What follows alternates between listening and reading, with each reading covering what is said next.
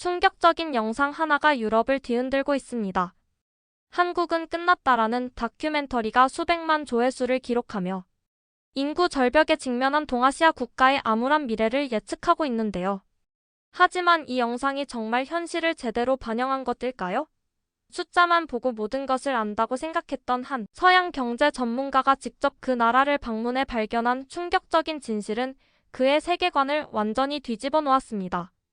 데이터와 통계로는 결코 측정할 수 없었던 것, 그가 바다 건너 13시간의 비행 끝에 마주한 놀라운 현실은 무엇이었을까요? 고정관념을 깨는 여정 지금 시작합니다.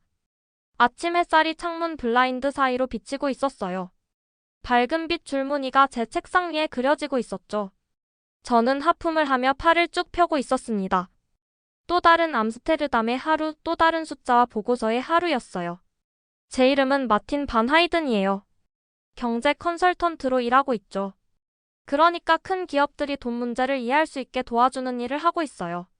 하루 종일 숫자를 보면서 중요한 사람들에게 그 숫자가 무슨 뜻인지 설명해주고 있죠. 제가 가장 좋아하는 파란 머그잔에 커피를 따르고 있었어요. 진한 커피 위로 김이 모락모락 피어오르고 있었어요. 저희 아파트는 작고 아담했어요. 벽에 기대선 높은 책장에는 경제학 관련 두꺼운 책들이 가득 꽂혀 있었고 책상은 깔끔했어요. 서류들이 완벽한 더미로 쌓여 있었죠. 그때 제 휴대폰이 울렸어요. 친구 안톤이 보낸 메시지였어요. 마틴, 한국에 관한 새 영상이야. 지금 바로 확인해봐. 그 유명한 독일 채널 쿠르츠 게작트에서 나온 건데 한국이 끝났대. 저는 천천히 커피를 마셨어요. 한국이라. 한국 같은 나라에 대해선 다 알고 있다고 생각했거든요. 빠르게 성장했지만 계속 유지할 수 없는 나라들 말이에요. 한국에 가본 적은 없었지만 갈 필요도 없다고 생각하고 있었죠. 숫자가 모든 것을 말해주고 있었으니까요. 노트북을 열었어요. 어두운 방 안에서 화면이 밝게 빛나고 있었습니다. 몇 번의 클릭으로 안톤이 언급한 영상을 찾았어요. 그 채널은 2,400만 명이 넘는 사람들이 영상을 보고 있었죠. 화려한 애니메이션이 재생되기 시작했습니다. 한국은 끝났다라고 영상 속 목소리가 말하고 있었어요. 저는 영상을 보면서 고개를 끄덕이고 있었죠. 영상에는 많은 차트와 그래프가 나오고 있었어요. 지금 한국에서는 아기가 얼마나 적게 태어나고 있는지 설명하고 있었습니다. 서울이라는 대도시에서는 여성 한 명당 평균 0.5명의 아이만 낳고 있다고 했어요. 여성 한 명당 한 명의 아이도 안 되는 숫자였죠. 영상에 따르면 단 4세대 만에 한국의 인구가 5명으로 줄어들 수도 있다고 했습니다. 완전히 이해가 되네 라고 혼잣말을 하고 있었어요. 영상은 제가 이미 믿고 있던 것과 일치했거든요. 한국은 너무 빨리 성장했고 이제 쇠퇴할 거라고요. 그저 그런 단순한 이치였죠. 영상 시청을 마치고 노트북을 딸깍 소리와 함께 닫았어요. 만족감이 저를 감싸고 있었습니다. 세상이 어떻게 돌아가는지 알고 있다고 느꼈거든요. 국가들은 성장하고 국가들은 쇠퇴하죠. 한국은 그저 제가 깔끔하고 정돈된 세계관 속에 있는 또 하나의 예시일 뿐이었어요. 하지만 그날 밤 이상한 일이 일어났습니다. 잠이 오지 않았어요. 한국에 관한 무언가가 계속 머릿속에 떠오르고 있었거든요. 일어나서 다시 노트북을 열었어요. 이번에는 한국의 뉴스 사이트를 살펴보면서 그들이 이 영상에 어떻게 반응하고 있는지 확인하고 있었습니다. 화난 댓글들을 발견할 거라 예상했어요. 외국인들이 자기 나라에 대해 안 좋은 말을 하는 것에 한국인들이 화가 나 있을 거라고 생각했거든요. 하지만 제가 발견한 것은 저를 놀라게 했어요. 댓글들은 사려 깊었어요. 전혀 화가 나 있지 않았죠. 네, 우리는 심각한 문제에 직면해 있습니다. 라고 한 댓글이 말하고 있었어요. 하지만 우리의 역사는 우리가 극복한 도전들로 가득 차 있습니다. 또 다른 댓글은 이렇게 말하고 있었어요. 이것은 우리의 현실이지만 우리의 운명은 아닙니다.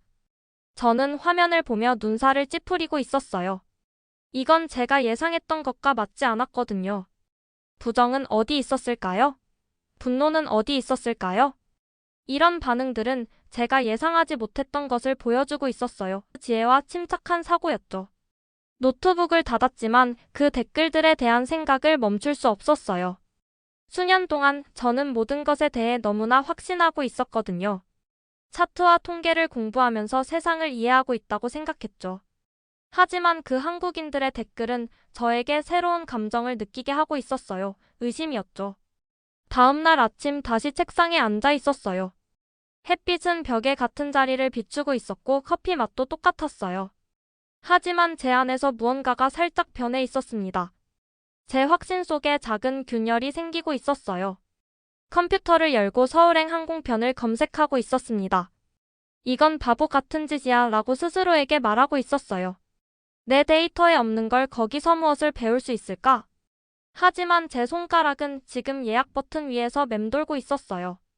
숫자를 통해 이해하던 세상이 갑자기 불완전하게 느껴지고 있었습니다.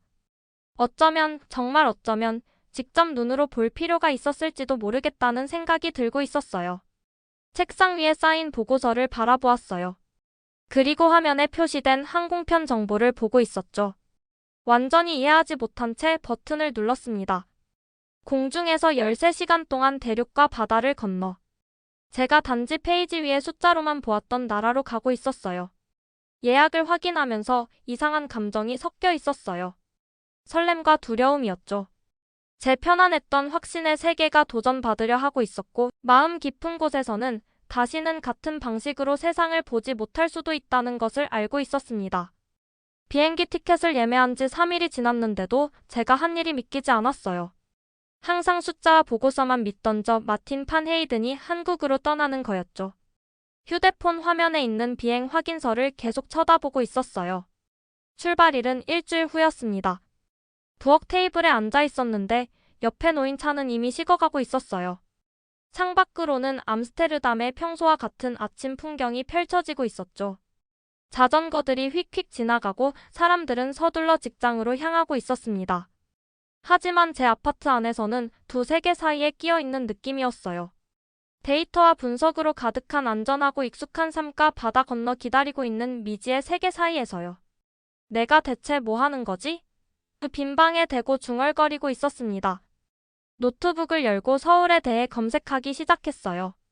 사진들을 보니 놀라웠습니다. 구름까지 닿은 높은 유리 건물들이 있는 거대한 도시였어요. 현대적인 다리들이 넓은 강을 가로지르고 있었고 화려한 곡선 지붕의 오래된 궁궐들이 반짝이는 고층 빌딩 옆에 서 있었어요. 제가 생각했던 경제적으로 침체된 나라의 모습과는 전혀 달랐습니다. 생각보다 훨씬 발전해 있는 모습이었죠. 방문할 곳들의 목록을 적고 있었어요. 상암동 청년 스타트업 엑스포, 서울대학교 강남의 공유주택 건물들까지. 진짜 한국을 보려면 관광지만 둘러보는 것으론 부족했어요. 일반 사람들이 어떻게 살고 있는지 직접 눈으로 확인해야 했습니다. 다음날 직장에서 보고서에 집중하려고 애쓰고 있었어요. 컴퓨터 화면은 숫자로 가득 차 있었지만 제 마음은 자꾸만 서울 생각으로 떠돌고 있었죠. 작업창을 최소화하고 다시 비행 정보를 열어보고 있었습니다. 그때 사무실 문이 열렸어요. 동료 엘리제가 서류 뭉치를 들고 들어오고 있었습니다. 열심히 일하고 있어? 제가 화들짝 놀라는 걸 보며 그녀가 물었어요. 그냥 뭔가 확인 중이었어. 부랴부랴 창을 닫으며 말했습니다. 엘리제는 서류를 제 책상에 올려놓고 제 메모장을 힐끗 보았어요. 상단에 한국 조사라고 적혀 있었죠. 한국? 평소 관심 분야는 아닌데 그녀가 말했어요. 의자에서 몸을 불편하게 움직이고 있었습니다. 새 프로젝트를 위한 거야. 인구 감소가 경제에 어떤 영향을 미치는지에 관한 연구예요. 엘리제는 눈썹을 치켜 올렸어요. 그래서 실제로 거기 가는 거야? 그거 너답지 않네. 너는 항상 현장 조사는 시간 낭비라고 했잖아. 얼굴이 붉어지고 있었어요. 그녀 말이 맞았죠. 항상 그렇게 말했으니까요. 숫자는 거짓말을 하지 않는다고 모두에게 말하곤 했습니다. 통계가 모든 이야기를 다 말해주는데 왜 굳이 발품을 팔아 여행을 가냐고요. 때로는 천천히 말하고 있었어요. 아마도 직접 보는 게 필요할 수도 있어. 엘리제는 미소 지었어요. 이야 마틴 판 헤이든이 데이터가 모든 걸 보여주지 않을 수도 있다고 인정한다니. 이런 날이 올 줄은 몰랐네. 그녀가 떠난 후 사무실 창밖을 바라보고 있었어요. 사실 설레면서도 두려움을 느끼고 있었습니다. 만약 한국까지 가서 정확히 제가 예상했던 대로의 모습을 발견한다면 어떨까? 만약 그 비디오가 맞고 한국이 정말 미래가 없는 나라라면? 그러면 제 여행은 제가 이미 믿고 있던 것을 확인하는데 그치겠죠. 하지만 만약 제가 틀렸다면? 그 생각이 무엇보다 저를 두렵게 하고 있었어요. 저는 제 경력, 제 정체성 전체를 항상 옳다는 것에 걸고 살아왔습니다. 경제가 어떻게 돌아가는지 정확히 이해하는 것, 숫자를 기반으로 국가의 미래를 예측하는 것이 제 자부심이었죠. 그날 밤에도 다시 잠을 이루지 못하고 있었습니다. 일어나 어두운 부엌에서 차를 끓이고 있었어요. 제 할아버지께서 자주 하시던 말씀이 생각났습니다. 가장 위험한 무지는 자신이 모른다는 사실조차 모르는 무지란다. 혹시 그게 제 문제였을까요? 제가 얼마나 모르는지조차 모르고 있었던 걸까요? 일주일이 지나면서 조심스럽게 가방을 싸고 있었어요. 회의를 위한 좋은 정장, 걷기 편한 신발, 메모할 공책까지 챙겼습니다. 번역 앱을 휴대폰에 다운로드했고, 심지어 기본적인 한국어 인사말도 몇 개 배웠어요. 비록 제 혀에는 생소하게 느껴졌지만요. 출발 전날 밤 아파트 창가에 서서 도시의 불빛을 바라보고 있었습니다. 암스테르담은 편안한 집이었어요. 예측 가능하고 안전했죠. 내일이면 이 모든 것을 뒤로하고 떠나는 거예요. 휴대폰이 진동했어요. 안톤에게서 온 메시지였습니다. 들었어, 네가 진짜 한국에 간다고. 용감하기도 하네. 그 몰락한 나라의 재앙 사진 좀 보내줄래? 답장하지 않았어요. 안톤은 여전히 제가 예전에 생각하던 방식으로 생각하고 있었죠. 그에게 한국은 그저 실패한 나라, 흥미로운 경제 사례 연구에 불과했어요. 하지만 저에게는 점점 다른 것이 되어가고 있었습니다. 호기심을 자극하는 물음표, 풀고 싶은 미스터리 같은 것으로요. 가방을 닫으면서 마치 제 옛 자아도 함께 정리해 넣는 느낌이었어요. 보지 않고도 모든 것을 안다고 자부하던 마틴. 직접 경험보다 차트와 그래프를 더 신뢰했던 마틴. 다음 날 아침 제 아파트를 마지막으로 둘러보고 있었어요. 경제 이론으로 가득한 책장. 깔끔하게 쌓인 보고서가 있는 책상. 한 번도 가보지 않은 나라들에 대해 단정적인 의견을 내렸던 편안한 의자. 안녕 속삭였어요. 단지 아파트에게만이 아니라 세상을 바라보던 제 옛 방식에게도요. 문을 닫고 공항으로 향했습니다. 하늘에서 13시간. 그리고 나서 비디오에 따르면 미래가 없다는 나라에 착륙하게 될 거예요. 처음에는 한국을 그저 숫자로만 판단하고 무시했지만 이제는 오히려 그 나라가 제 미래와 세계관을 완전히 바꿔놓을지도 모른다는 예감이 들기 시작했어요. 비행기가 살짝 흔들리며 착륙하고 있었어요. 13시간 동안 하늘을 날아 드디어 서울에 도착했습니다. 정말 이곳이 그 다큐멘터리에서 말하던 그 나라인가? 하는 생각이 들었어요. 서구 언론에서는 인구 감소로 미래가 없는 나라라고 했는데 말이죠. 기내에서 오래 앉아 있었더니 다리가 뻣뻣했어요. 일어나서 머리 위 수납장에서 가방을 꺼내는데 작은 창문으로 아침 햇살에 반짝이는 공항 건물들이 보이고 있었습니다. 인천국제공항에 오신 것을 환영합니다. 현지 시각은 오전 10시 30분입니다. 승무원이 안내 방송을 하고 있었어요. 사람들을 따라 깨끗하고 긴 복도를 걷고 있었습니다. 모든 것이 새롭고 현대적으로 보였어요. 안내판은 한국어, 영어, 중국어, 일본어로 쓰여 있었습니다.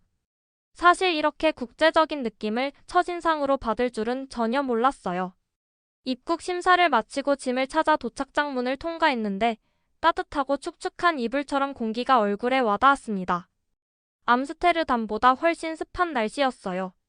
이마에 땀이 맺히기 시작했습니다. 깊게 숨을 들이마셨어요. 정말로 여기 와 있었습니다. 한국에.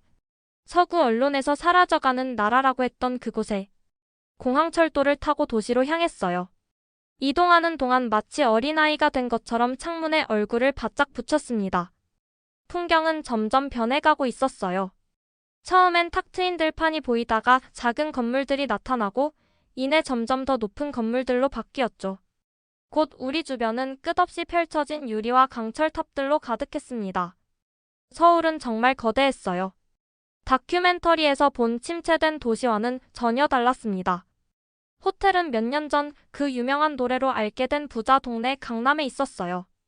15층에 있는 제 방에서 보니 도시가 사방으로 펼쳐져 있었습니다. 사람들은 아래 거리를 따라 움직이는 작은 개미처럼 보이고 있었어요. 자동차들은 색색의 강물처럼 흐르고 있었고 한글 간판들은 대낮에도 환하게 빛나고 있었습니다. 짐을 풀고 나서 바로 탐험을 시작하기로 했어요. 다큐멘터리에서 본 암울한 모습이 실제 한국과 일치하는지 확인할 시간이 일주일 있었습니다. 지하철은 제게 첫 번째 놀라움이었어요. 제가 본 어떤 전철보다 깨끗했습니다. 안내판은 여러 언어로 정보를 보여주고 있었어요. 각 정거장에서는 전철문이 열릴 때 플랫폼 문도 정확히 열려서 사람들의 안전을 지키고 있었습니다. 노인들은 임산부에게 자리를 양보하고 있었어요. 젊은이들은 노인들에게 길 안내를 도와주고 있었습니다. 모두가 정중하고 배려심 있어 보였어요. 이게 정말 인구 위기를 겪고 있는 나라인가? 의아했습니다. 다큐멘터리에서 본 것과는 완전히 다른 모습이었어요.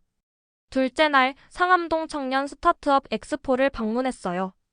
커다란 홀은 에너지와 활기로 가득 차 있었습니다. 캐주얼한 정장을 입은 젊은 남녀들이 새로운 아이디어를 뽐내고 있었어요. 한 부스에서는 태양광 패널을 청소하는 로봇을 전시하고 있었습니다.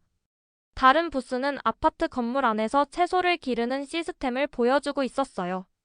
한 젊은 여성이 컴퓨터 화면에서 무언가를 시연하고 있는 부스에 멈췄습니다. 그녀의 이름표에는 지수 CEO라고 적혀 있었어요. 회사는 무슨 일을 하나요? 영어로 물었는데 그녀가 이해할 수 있을지 걱정하고 있었습니다. 지수는 미소 지으며 놀랍게도 완벽한 영어로 대답했어요. 저희는 농부들이 정확히 언제 심고 수확해야 할지 알려주는 AI 시스템을 만들었어요. 날씨 데이터와 토양 센서를 사용해서 물을 적게 쓰면서도 작물 수확량을 늘릴 수 있죠. 미래에 대해 걱정하지 않으세요? 제가 조금 의아한 표정으로 물었어요. 인구가 줄고 있잖아요. 결국 누가 이 기술을 사용할까요? 서구 언론에서는 한국이 사라질 위기라고 하던데요. 그녀는 밝고 단호한 눈으로 저를 바라보며 말했습니다. 물론 저도 걱정하죠. 하지만 걱정만 한다고 상황이 나아지나요? 인구가 줄어든다면 더 효율적인 농사 방법이 필요할 뿐이에요. 제 조부모님은 전쟁과 가난까지 이겨내셨어요. 이것도 그저 우리가 함께 극복할 또 하나의 도전일 뿐이죠. 그녀의 자신감에 놀랐어요. 다큐멘터리에서 본 절망적인 모습과는 전혀 달랐습니다. 제가 예상했던 체념과 포기는 어디에도 보이지 않았어요. 다음 날 강남의 한 쉐어하우스를 방문했습니다. 10명의 젊은 전문직 종사자들이 함께 살면서 부엌, 거실, 학습 공간을 공유하고 있었어요. 서울의 비싼 주택 시장에서 돈을 절약하기 위해 이런 생활 방식을 만들어냈다고 합니다. 건물 관리인인 민호가 저를 안내했어요.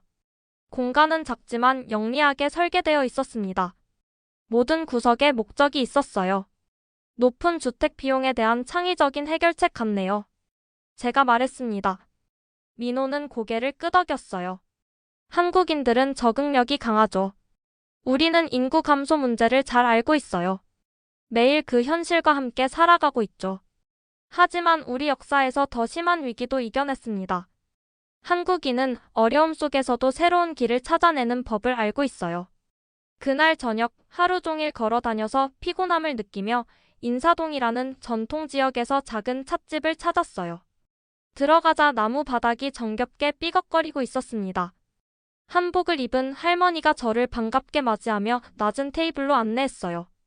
방석이 깔린 바닥에 앉아 무릎이 조금 아프기 시작했습니다. 할머니는 소박한 흙잔에 차를 내어주셨어요. 연한 녹색 빛깔의 차에서는 신선한 풀 향기가 코끝을 간지렸습니다. 한국 첫 방문이신가요? 그녀가 놀라울 정도로 유창한 영어로 물었어요. 저는 고개를 끄덕였습니다. 우리나라 어떻게 생각하세요? 그녀가 차를 내려놓으며 물었어요. 차를 저으며 신중하게 생각하고 있었어요. 솔직히 말하면 예상과 많이 달라요. 서구 언론에서는 한국이 인구 감소로 곧 사라질 나라처럼 묘사하던데 여기 와서 보니 모두가 그 문제를 알고는 있지만 아무도 포기하지 않았더군요. 오히려 활기차고 희망이 넘치는 것 같아요. 그녀는 부드럽게 미소 지었습니다. 이해는 자신이 모른다는 것을 인정할 때 시작됩니다. 서양에서는 항상 숫자만 보더군요. 하지만 한국인의 마음과 의지는 숫자로 측정할 수 없어요. 위기가 올 때마다 우리는 더 강해졌답니다. 서울의 저녁 불빛 아래로 호텔을 향해 걸으면서 할머니의 말이 계속 머릿속을 맴돌았어요. 거리는 여전히 사람들로 북적였습니다.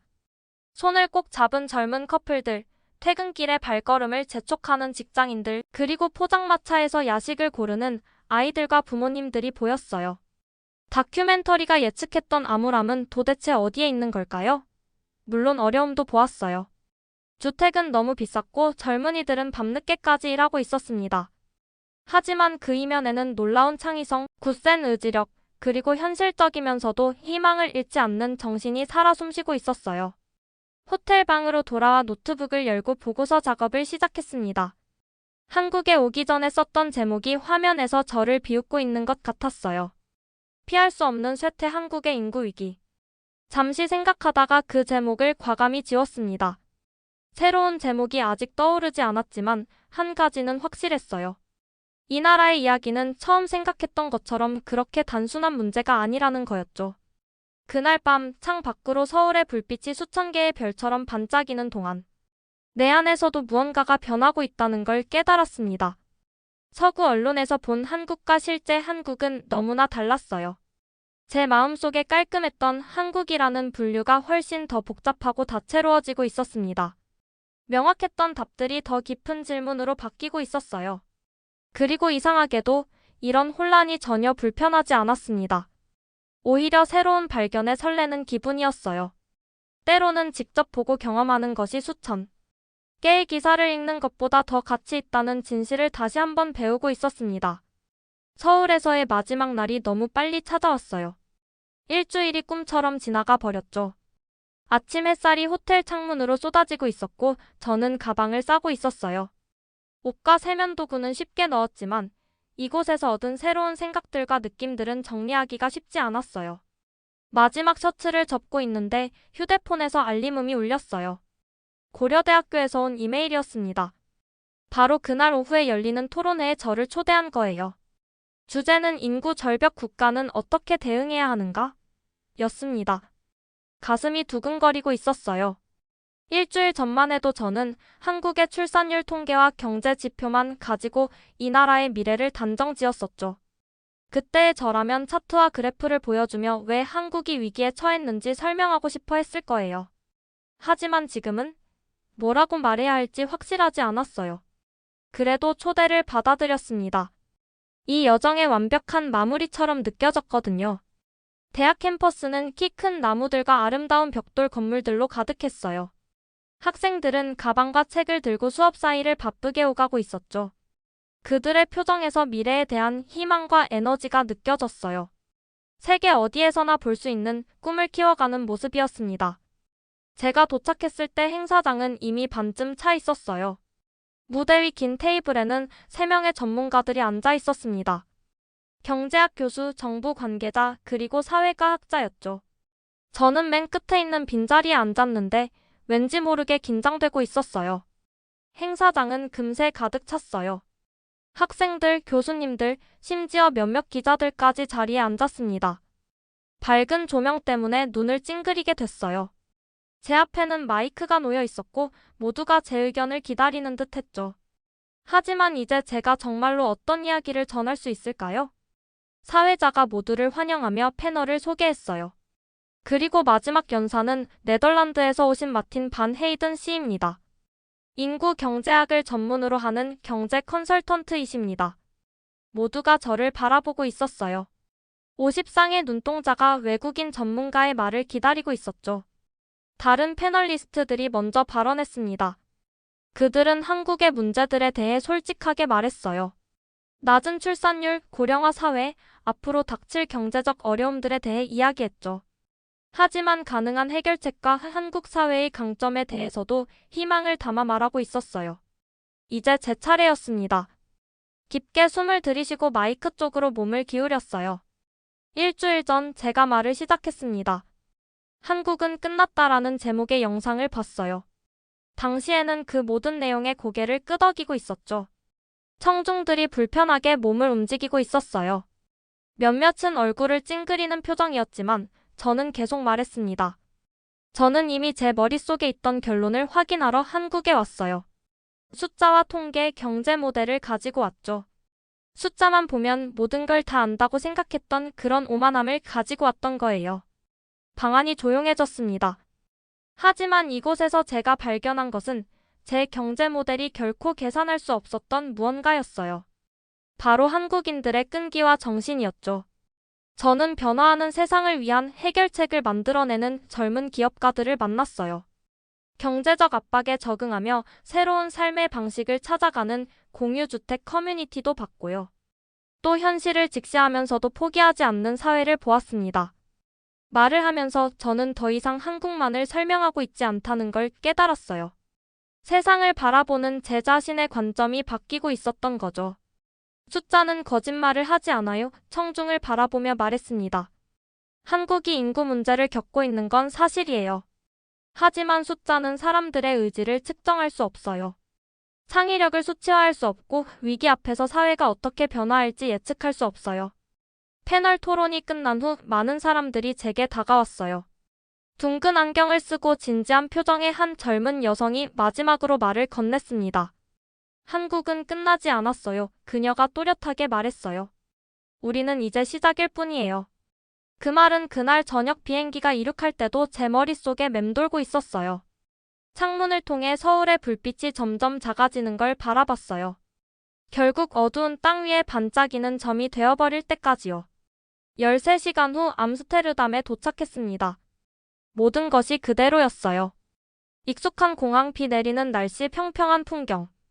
하지만 저는 이미 변해 있었어요. 집에 돌아왔을 때 제 아파트는 묘하게 달라 보이더라고요. 뭔가 더 좁고 덜 확실한 느낌이었죠. 가방을 풀면서 찻집 할머니가 주신 작은 선물을 발견했어요. 단순하면서도 우아한 도자기 찻잔이었습니다. 어떤 것들은 시간이 지나도 변하지 않는다는 걸 기억하라고요. 그녀가 말했었죠. 저는 조심스럽게 그것을 제 컴퓨터 옆 책상 위에 놓았어요. 그리고 새 문서를 열고 타이핑을 시작했습니다. 경제학에서 우리는 종종 숫자와 모델을 현실 그 자체로 착각해요. 하지만 실제 세상은 어떤 스프레드시트도 다 담아낼 수 없을 만큼 복잡하고 생생하죠. 한 나라의 미래를 이해하려면 출산율과 경제 지표를 넘어서 봐야 해요.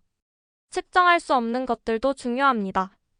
회복력, 창의성, 문화적 정체성, 그리고 국민의 의지와 단결력. 창밖으로 암스테르담은 평소처럼 돌아가고 있었어요. 자전거들이 오가고 비가 부드럽게 내리고 있었죠. 하지만 제 내면은 완전히 달라져 있었어요. 저를 지배했던 확신은 사라지고 더 값진 무언가로 바뀌어 있었습니다. 호기심과 겸손이었죠. 새 찻잔으로 차를 마시며 미소 지었어요. 저는 한국의 쇠퇴를 확인하러 갔었는데 대신 제 자신의 성장의 시작을 발견했던 거예요. 컴퓨터 화면에 서울 스카이라인이 배경화면으로 떠올랐어요. 호텔 방에서 찍은 사진이었죠. 저는 한국의 미래가 어떻게 펼쳐질지 정확히 알 수 없었어요. 어쩌면 처음 본 그 영상이 일부 맞을 수도 있겠죠. 하지만 이제는 그게 전부가 아니라는 걸 알았어요. 한 가지만큼은 확실했어요. 경험하기 전에 이해했다고 착각했던 제 생각이 얼마나 잘못됐는지를요. 그리고 그 깨달음 속에 진정한 지혜의 첫걸음이 있었습니다. 도자기 잔을 부드럽게 만졌어요. 정말로 어떤 것들은 변하지 않고 이어지는 거예요. 그리고 때로는 가장 중요한 여행이 먼 나라로 가는 게 아니라 세상을 보는 새로운 방식을 찾아가는 여정이라는 것도요.